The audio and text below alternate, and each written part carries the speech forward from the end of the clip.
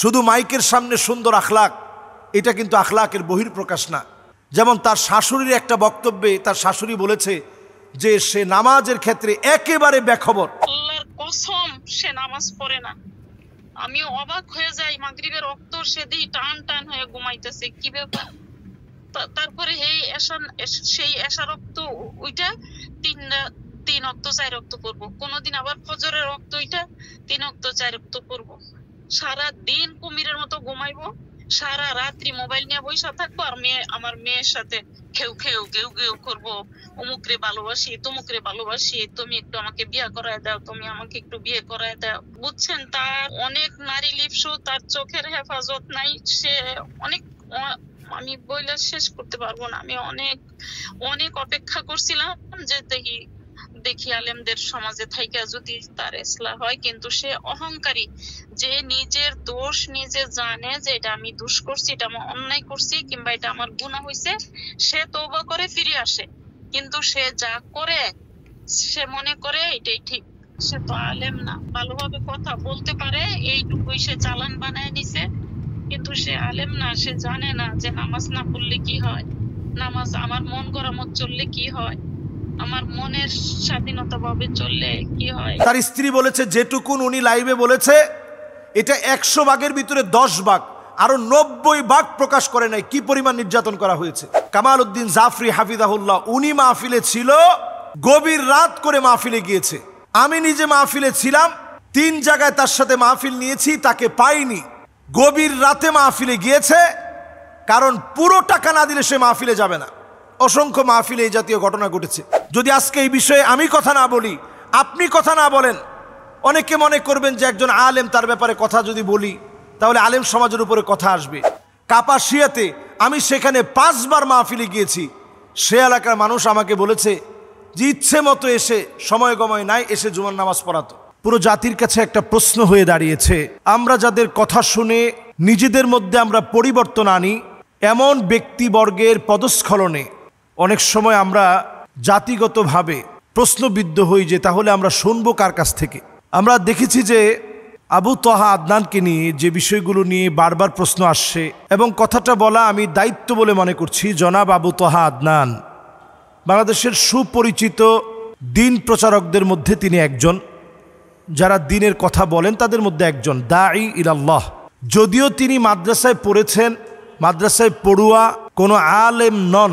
আলেম বলতে যা বোঝানো হয় বাংলাদেশে, এই সিস্টেমেটিক পদ্ধতিতে তিনি গড়ে ওঠা কোনো আলেম না।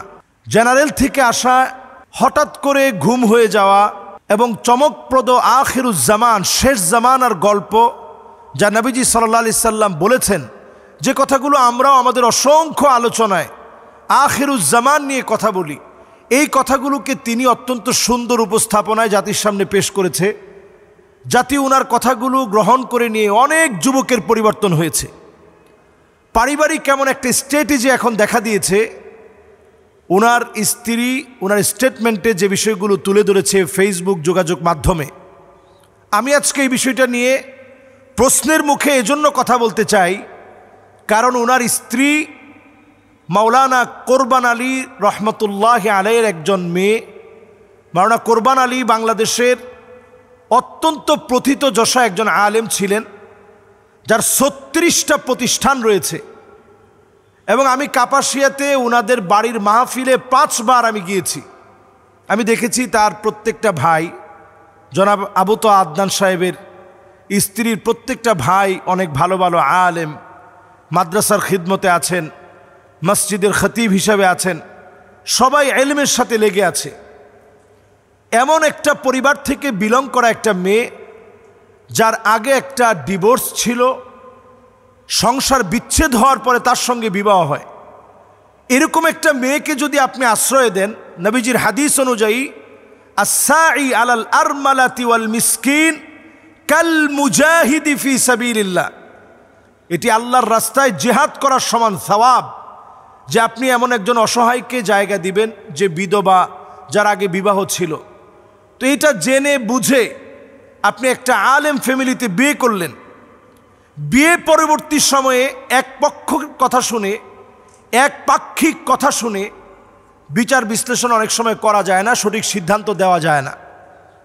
তারপরেও যেহেতু এই পরিবারটাকে আমি কাছ থেকে চিনি, তাদের সম্পর্কে কাছ থেকে আমি জানি, আবু তোহা আদনানকে আমি যতটুকু দেখেছি মাহফিল অঙ্গনে অনেক সময় সে অনেক দেরি করে মাহফিলে পৌঁছায়, এবং আমি নিজে এটা সাক্ষী যে রাত 11টার সময় সে মাহফিলে গিয়েছে, 11:29 মাহফিলে গিয়েছে, যেখানে আমি নিজে বক্তা ছিলাম। এতে করে মাহফিল কর্তৃপক্ষের সাথে তার মন কালাকালি, উচ্চবাচ্য হওয়া, এগুলো সব হয়েছে। আমরা এই অঙ্গনে আজকে 11টা বছর ধরে কথা বলি, কিন্তু আলহামদুলিল্লাহ কথা বলতে গিয়ে আমরা দেখেছি আমরা তাদের কাছ থেকে কথা নিব। ফানজুরু আম্মান তাখুযুনা দীনাকুম, আমি যুবকদেরকে লক্ষ্য করে বলি তাদের কাছ থেকে কথা নেবেন যাদের চুলের গোড়া থেকে শুরু করে পায়ের তালু পর্যন্ত পরিবর্তন আছে, তাদের কাছ থেকে কথা নেবেন। আমরা অনেক সময় যেটা করি, বাহ্যিক মানুষের পরিবর্তন দেখে অনেক সময় তার কথাগুলোকে আমরা অমূল্য মনে করি। হতে পারে তার কথায় মানুষ হেদায়েত হবে, কিন্তু পারিবারিকভাবে একটা মানুষ যদি আখলাকি না হয়, যদি পারিবারিকভাবে খয়রুকুম লি আহলি, পরিবারের কাছে যদি আপনি সেরা হতে না পারেন, তার স্ত্রী যে স্টেটমেন্ট দিয়েছে সেখানে বারবার বলেছে যে তাকে আঘাত করা হয়েছে, প্রতিদিন আঘাত করত, মারত, খারাপ ব্যবহার করত।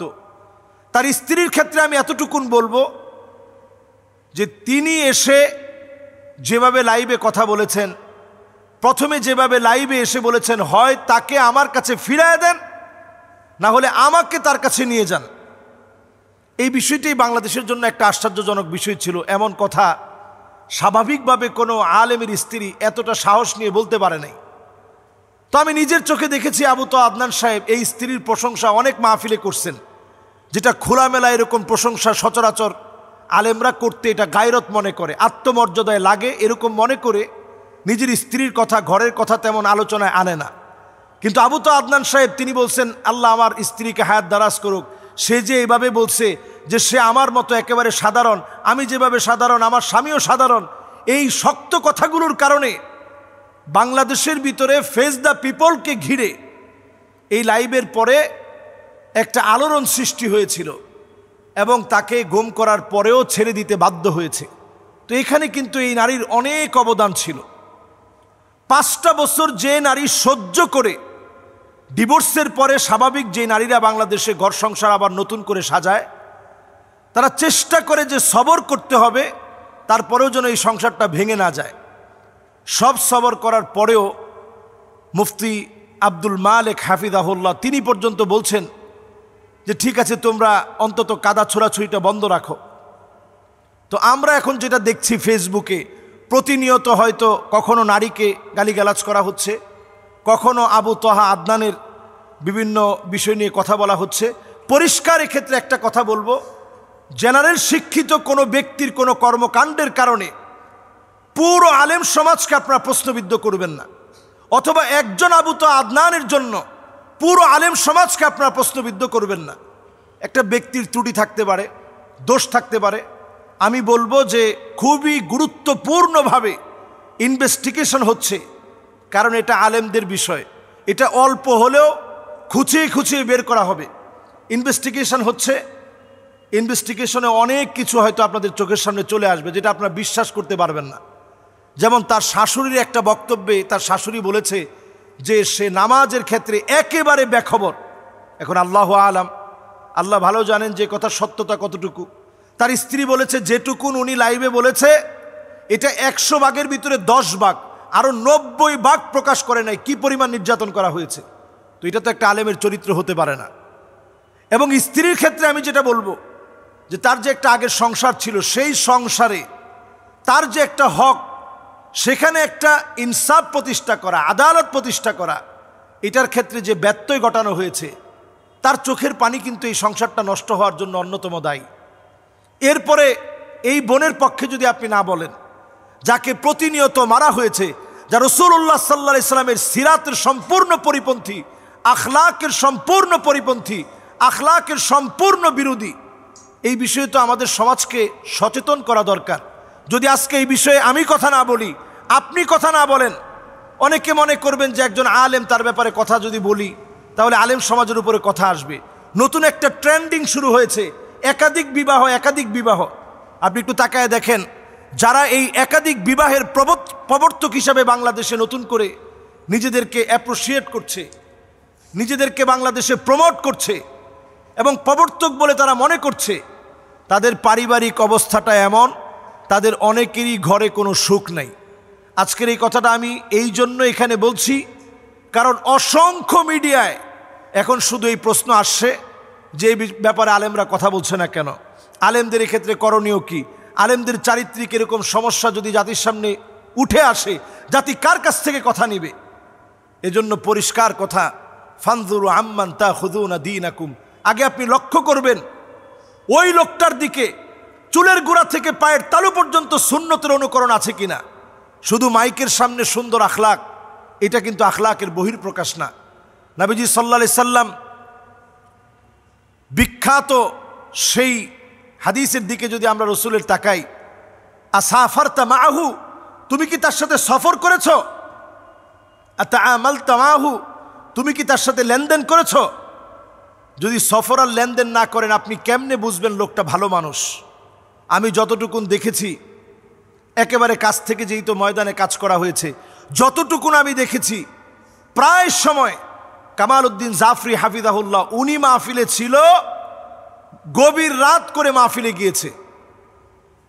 আমি নিজে মাহফিলে ছিলাম, 3 জায়গায় তার সাথে মাহফিল নিয়েছি, তাকে পাইনি। গভীর রাতে মাহফিলে গিয়েছে, কারণ পুরো টাকা না দিলে সে মাহফিলে যাবে না। অসংখ্য মাহফিলে এই জাতীয় ঘটনা ঘটেছে। এগুলো আলেমদের জন্য অত্যন্ত অসুন্দর, আলেমদের জন্য অসম্মানজনক এবং এগুলো দৃষ্টিকটুর। মানুষের কাছে এগুলো প্রকাশিত হলে অসম্মানজনক হবে। আজকের এই আলোচনা থেকে আমি সজাগ করতে চাই, আমরা গালিগালাজ করার ক্ষেত্রে সতর্ক হই, কথা শোনার ক্ষেত্রেও সতর্ক হই। কার কাছ থেকে কথা শুনছি? আমি এক মাহফিলে নিজের চোখে দেখেছি 11:29 যাওয়ার পর মারামারির অবস্থা। তো এই যে এই জাতীয় ঘটনাগুলো ঘটেছে এতদিন ধরে, এমন কথাও শুনেছি, আল্লাহু আ'লাম, আল্লাহ ভালো জানেন, যেরকম মানুষের সামনে প্রকাশ করছে, এই বিষয়গুলো যখন প্রকাশিত হবে, জুমার নামাজ যেখানে পড়াতেন ওই এলাকার মানুষ কাপাসিয়াতে, আমি সেখানে 5 বার মাহফিলে গিয়েছি, সে এলাকার মানুষ আমাকে বলেছে যে ইচ্ছে মতো এসে, সময় গময় নাই, এসে জুমার নামাজ পড়াতো। তো এই বিষয়গুলো কিন্তু সজাগ থাকতে হবে। একজন দায়ী সব বিষয়ে আপনাকে সজাগ দৃষ্টি রাখতে হবে।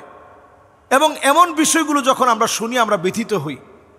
একটা বোনের আর্তনাদ আমাদেরকে অনেক সময় ব্যথিত করে, একজন মায়ের আর্তনাদ আমাদেরকে ব্যথিত করে, একজন ভাইয়ের আর্তনাদ আমাদেরকে ব্যথিত করে।